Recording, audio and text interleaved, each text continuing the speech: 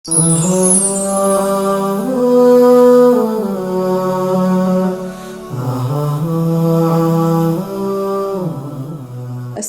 alaikum wa rahmatullahi wa barakatuh. Alhamdulillah alladhi lam yalid wa lam yulad wa lam yakul lahu kufuwan ahad. Wassalatu wassalamu ala ashrafi anbiya'i sayyidina wa shafiyana wa habibana Muhammad sallallahu alaihi wasallam. Kwa mara nyingine tena katika kipindi chetu Mwangaza wa maisha katika kuangazia jamii. Leo basi bila kukawia kabisa nimewaleteeni mada ambayo itawafaa ikatufaa sote kabisa. Mambo matano. Tafakari mambo matano kabla ya kuvunja ndoa yako. Tafakari mambo matano kabla ya kuvunja ndoa yako. Kwa haraka bila kawia basi moja kwa moja tunakwenda kwenye jambo la kwanza. Jambo la kwanza linasema kabla ya kuvunja ndoa yako angalia kwanza kitu kinaitwa the degree of commitment. Angalia kiwango gani cha mahusiano unayo na mume wako. Mapenzi yako kiwango gani, level ya mapenzi yako kwa mume wako. Usije ukachukua maamuzi ya kuvunja ndoa yako hali ya kuwa ungali unampenda mume wako sana. Ikaja kukupa maradhi, ikaja kukupa depression, ikaja kukupa stress mpaka hadi unapaka mafuta mwili unakataa. Ikaja kukupa simanzi, ukaona kama umekosa mtu muhimu sana katika maisha yako. Ukaanza kujutia na kujutia tena na tena. Kwa hiyo kabla kuchukua maamuzi ya kuvunja ndoa yako, tizama kwanza mapenzi yako kwa mume wako yako kiasi gani. Mazoea uliyomzoea kama rafiki yako, kama mpenzi wako, kama mwenzi wako kabisa. Maana ukishaishi na mtu muda mrefu anakuwa tu kama ndugu yako. Yaani anakuwa kama mtu wako karibu sana. Hebu angalia hicho sana kabla kuvunja ndoa yako. Kisije kakupa madhara ya moyo, madhara ya stress, madhara ya kuona kama wanaume wote duniani hawafai. Basi kwa hiyo litafakari sana kabla ya kuvunja ndoa yako. Haraka tena tunaenda kwenye jambo letu la pili kabisa. Angalia kitu kinaitwa the effect of your children. Angalia madhara yanaweza kupata watoto wako uliyewazaa mwenyewe. Je, ukivunja ndoa watoto watabaki kama mayatima? Una uwezo wa kuvumilia hilo? Watoto kuishi bila mama yao au watoto kuishi bila baba yao? Unajua kiwango gani utakuwa umeaffect watoto kwenye kichwa chao? Stress kiwango gani ambazo watapata? Sote tuliyafanya tulikuwa hatujatafakari. Lakini kwa sasa tumesoma, tumejua lazima tuwajuze na wenzetu. Kwa kweli kuivunja ndoa yako ni kitu kibaya sana na kinaumiza watoto sana. Kwa hiyo kabla ya kuchukua maamuzi ya utafakari kwa ajili ya watoto wako, je, yale mapenzi na malezi mema ulikuwa ukiwapa watoto wako, mke mwingine atakayekuja atawapa hayo mapenzi? Atawalia vizuri? Hatawapa simanzi? Yote hayo tafakari. Wewe mwenyewe ulivyokuwa ukielimisha watoto wako, ukiwapenda kwa dhati, ukiwabembeleza, je, huyu baba akioa mke mwingine ataweza kweli kufanya yale ulikuwa unafanya? Kwa hiyo ukiyatafakari uende akakuletea kitu kinaitwa subra katika ndoa yako ili usiwezi kuwapa watoto simanzi. Kwa hiyo tafakari sana the effect of your children. Jambo la tatu bila kukawia. Tuangalie the consequences of your iman. Madhara ya imani yako. Angalia ukiachika na huyo mume wako. Je, utaweza kuzimiliki hisia zako? Kesho hutaanza kufanya zina?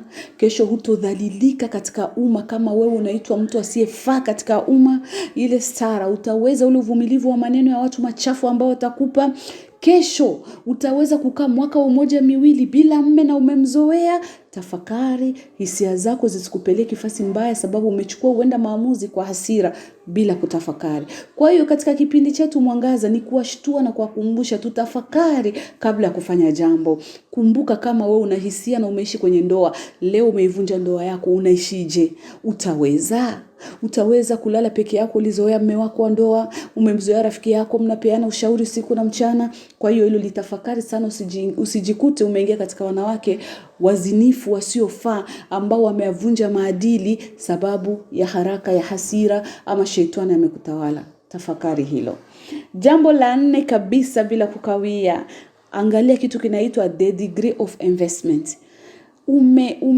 invest nini kwa mume wako wakati mko pamoja?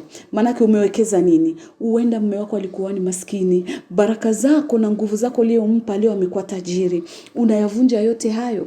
Utaweza mume wako atakapooa mwanamke mwingine, hali ya kuwa wewe umeacha vyote pale kwake, mwingine akaja akavitawala, hali ya kuwa maskini, labda umelala na njaa kwa kumpa mume wako nguvu atafute. Leo mwenzako anakuja kula vile vyako ambavyo umeviacha.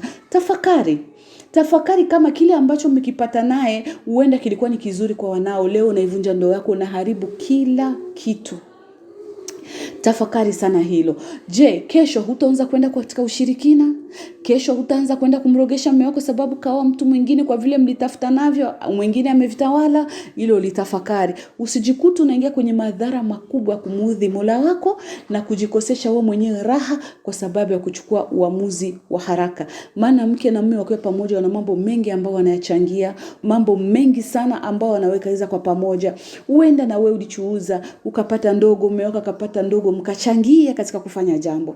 Leo kweli unakubali uvunje kila kitu, mchoko wako wote, mahusiano yako yote. Tafakari kwa kile ambacho labda umewekeza, ama baraka ulizompa mume wako, nguvu ulizompa mume wako kwa kusema nini ufikie kwenye malengo. Leo mmefika kwenye malengo, unaivunja ndoa yako. Tafakari sana hilo, consequences of investment. Jambo lingine kabisa la mwisho, the degree of dependency. Hivi kweli unaweza kujimudu kiachana na mume wako? Tafakari. Rasio ulikuwa ukipata labda na kuemelea, utaweza mwenyewe? Kesho usianze kumpa tabu, kumpeleka mahakamani kwa sababu umekosa chakula? Tafakari. Utaweza maisha yako ya ndoa uliyozoea, ambayo ulikuwa ukinunuliwa kila kitu na mume wako, heshima ambayo ulikuwa ukipewa na umma, kila mtu anajua ni mke wa fulani? Leo utaenda vipi bila kufikiria hayo? Tafakari. Utaweza maisha ya ndoa na maisha ya usingo?